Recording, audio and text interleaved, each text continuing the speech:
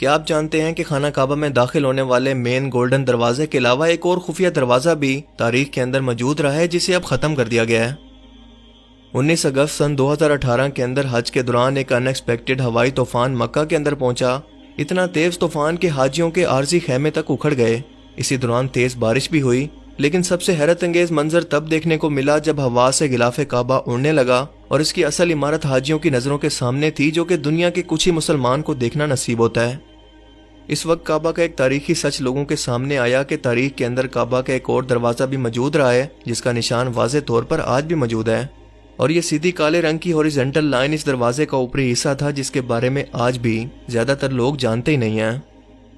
دراصل اس کی تاریخ کچھ یوں ہے کہ سن 64 ہجری کے اندر جب عبداللہ بن زبیر رضی اللہ تعالیٰ عنہ کو خلیفہ بنایا گیا تو انہوں نے حضرت عائشہ رضی اللہ تعالیٰ عنہ کی خواہش پر اس دروازے کو بنایا، کیونکہ ان کے مطابق انہوں نے خود رسول اللہ صلی اللہ علیہ وآلہ وسلم سے یہ سنا تھا کہ ان کی خواہش ہے کہ کعبہ کے اندر ایک دروازہ اور بھی موجود ہو تاکہ ایک طرف سے اندر داخل ہونے والے لوگ دوسرے دروازے سے باہر نکل سکیں، مگر آپ صلی اللہ علیہ وآلہ وسلم نے ایسا خود نہیں کیا، جس کی دو بڑی وجوہات تھیں۔ ایک تو فنڈز کی کمی اور دوسرا ابھی اسلام قبول کرنے والے فتح مکہ کے کمزور عقیدہ کے مسلمان جو اس بات پر اعتراض کرتے کہ محمد صلی اللہ علیہ وآلہ وسلم نے اپنے جد امجد یعنی ابراہیم علیہ السلام کی بنائی ہوئی عمارت کا نقشہ خود سے بدل دیا، اور وہ بعد میں خود بھی ایسا ہی کرتے۔ سن 75 ہجری کے اندر جب بنو امیہ نے حجاج بن یوسف کی سربراہی میں مکہ پر حملہ کیا،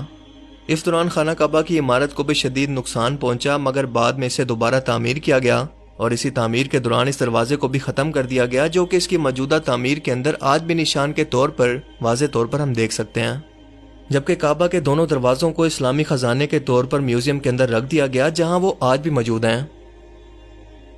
کیا آپ جانتے ہیں کہ خانہ کعبہ کے دروازے کے پاس ایک چھوٹے سے حصے کا نام ہے ملتزم، جو کہ 2 میٹر کا ایریا ہے، جہاں پر کھڑے ہو کر اور ہاتھ لگا کر جو بھی دعا مانگی جائے وہ قبول ہوتی ہے، جیسا کہ صحیح حدیث مبارکہ سے ثابت ہے کہ عبداللہ بن عباس سے روایت ہے کہ رسول اللہ صلی اللہ علیہ وآلہ وسلم نے فرمایا کہ اللہ تعالیٰ نے حجر اسود اور کعبے کے دروازے کے درمیان موجود جگہ پر کھڑے ہو کر مانگی گئی ہر دعا کو ہر صورت قبول کرنے کا وعدہ کیا ہے۔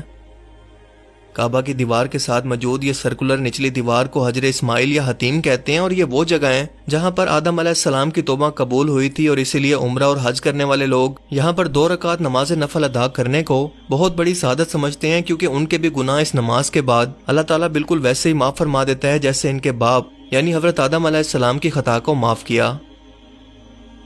خانہ کعبہ کے 4 کونوں میں سے ایک کونے کا نام ہے رکن یمانی، اور اس کا یہ نام اس لیے رکھا گیا ہے کیونکہ یہ ڈائریکشن کے اندر یمن ملک کی طرف موجود ہے، جبکہ حجر اسود کے مخالف متوازی سمت میں۔